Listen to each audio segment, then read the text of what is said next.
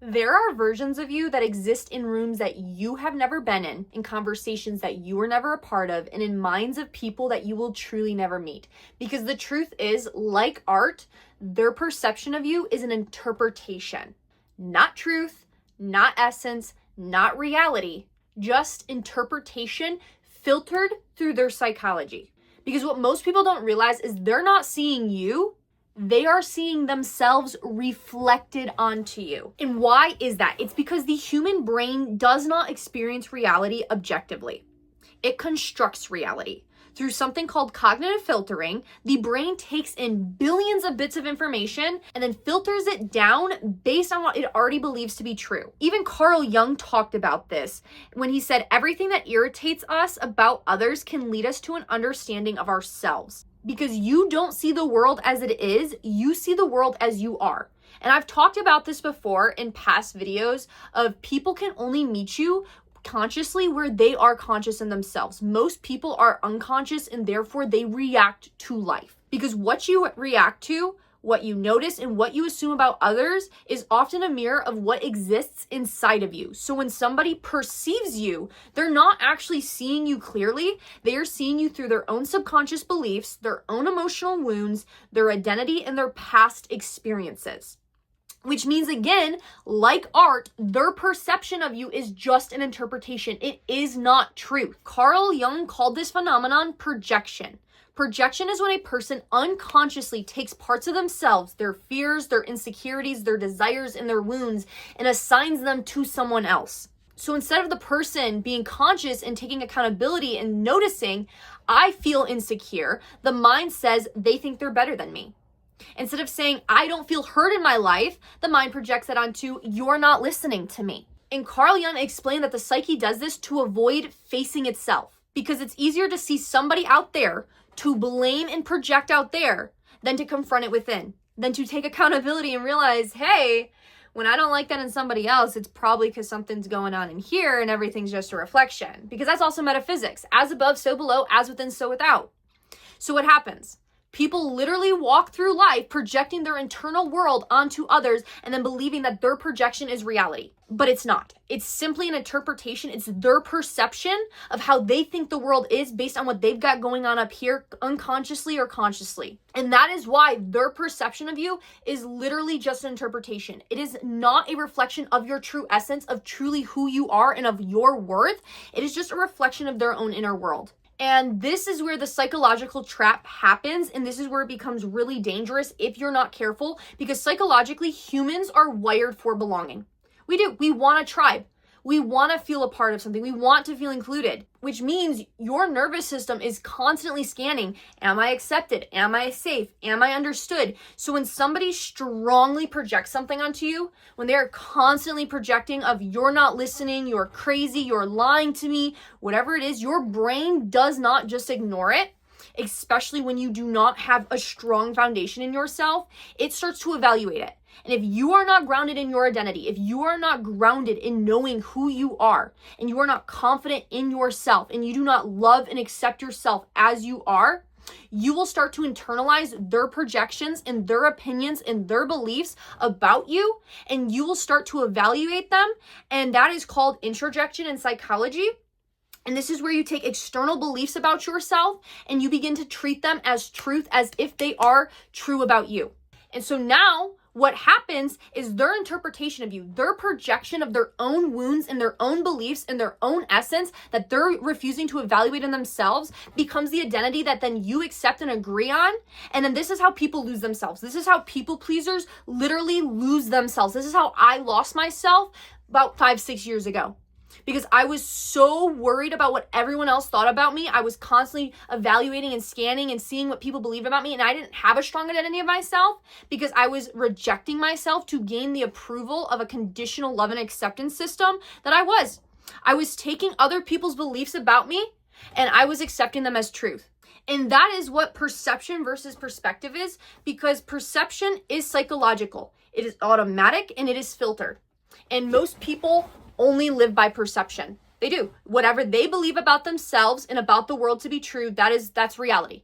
and they don't really ever gain perspective, because perspective is when you step back and you say, I understand that this is how they see me, but I also understand that their perception is based by their internal world. Perception is, what color is this? You're gonna probably say pink because that's what you see on your screen unless you're colorblind, and I'm gonna say white.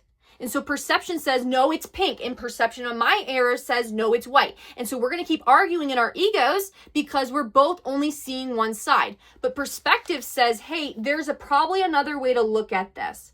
Oh, okay. So that's what it says is, I understand you see that as pink, but I also understand that your perception is shaped by your viewpoint, and that's not always the full picture.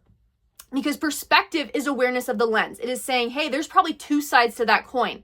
Perspective is psychological sovereignty, because now you're no longer absorbing every interpretation as truth. But when you gain perspective and you become rooted in yourself and you start gaining awareness, now you start observing people's statements. Now you don't just immediately identify with the thoughts that come into your mind, and now you don't just immediately identify with other people's thoughts about you.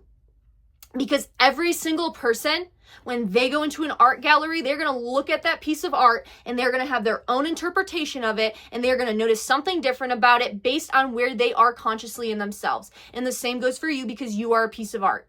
So every single person that you meet, your parents, your friends, your romantic partner, your platonic partner, your teachers, all of these different people in your life, they all have a different perception about you. Even me. Okay, I have literally dozens of people in my life, and they all have different perceptions of me. I have people who think I am literally like the best thing since sliced bread, and they're like, oh my goodness, you have brought me so much awareness and wisdom and helped me understand these biblical texts in a way I've never understood them before. And then on the 180 flip side, I have literally people attacking me, telling me I'm going to go to hell and I'm being devil taught. So which one? Which one do I listen to? And as somebody who used to be a people pleaser, I would have crumbled at the negative statements. Okay, because when you are not rooted in yourself, you will rise with people's praises and you will fall with people's criticism. And that is why you have to have a strong foundation of an identity in yourself. So that way, yeah, when you get nice comments, it's like, hey, thanks for the encouragement. I really do appreciate that. You know, words of life, it instills courage in people to keep going. But also when people pour out and lash out and project onto me their hate, I psychologically understand it as, listen, the only reason why you're getting so offended right now is because you're identifying unconsciously with your beliefs, and you're questioning your beliefs subconsciously, because if you truly believed your beliefs about the topic, you'd be like, It's like if I was to say, hey, you're stupid. Okay, if you have a subconscious belief in yourself, believing that you're stupid, you're going to take offense to that and get hurt. You're going to be like, no, I'm not. Like, why would you say that? But if you truly are strongly rooted in your identity and you believe that you're smart, you're going to be like, whatever, man, I'm moving on. I'm not going to entertain that. And that's why you need to start letting people be wrong. Because Carl Jung believed that true psychological maturity comes when you stop projecting and you stop identifying with other people's projections. Meaning, you no longer need to control how everyone else sees you. You no longer need to correct every misunderstanding, and you no longer need to perform to manage perception. Because you need to understand something deeper. Most people are not responding to you. They are responding to their own unconsciousness that's being reflected back to them through you. So if you try to control that, you will lose yourself trying. So instead, let them have their interpretation. Not because it's true, but because it's theirs. And Carl Jung's entire body of work pointed to that one thing, introjation. And that is gaining and meeting yourself fully. These unconscious parts of yourself, when you start practicing mindfulness and meditation and self-awareness, when you actually start getting and looking and being still with yourself and getting inward and actually seeing, hey, what beliefs do I have? What am I believing about myself to be true? Why do I believe that about myself to be true? Do I want to believe that to be true about myself? And if so, why or why not? And that is when you begin meeting yourself fully, you start becoming very self-aware. And when you start knowing yourself deeply, you become aware of your own patterns. You see where you're insecure. You start noticing, hey, when I feel envy or jealousy of another person, it's because I do. I want what they have, because a future version of me, I see that in my mind as something that I want. That's a good sign then, because I'm not going to become envious of somebody that has something that I never want in my life. And that means also you're going to stop seeing people as competition and stop seeing people as scarcity mindset of like, oh, I need to compete with them. Like, I don't think they're better than me. You're going to start becoming very self-aware in yourself and seeing, you know what? There's enough for everybody out here to get what they want. And I'm not going to project these patterns that I have onto other people. I'm not going to try to undermine and cut people down. I'm not going to make backhanded compliments to people because I am not going to be projecting. I'm taking accountability of myself, and therefore I see myself clearly. And I'm also then not going to let other people project onto me, because that is where your power is. Because you cannot control how people perceive you, but what you can become aware of is what is yours, what is not yours, what is truth and true for you, and what is projection. And that awareness brings you back into the one mirror that matters, and that is your inner one. Because you were never meant to live your life trying to control somebody else's interpretation of you. You were meant to live your life as the art that you are and to become art itself. And art itself means you have the free will to paint outside other people's lines. Because people do. From the age of 0 to 7, you had somebody else's idea of how your life should be. Of, oh, these are the lines that you can't cross. You got to paint inside this square. No. The beauty of life is you have free will. You have free will to create in whatever aspect you dream and want. But that's going to require you to stop accepting everyone else's projections and to stop projecting onto other people, to take accountability of your shadow side and to integrate it fully, to become so self-aware that you're like, you know what? It's just me against me.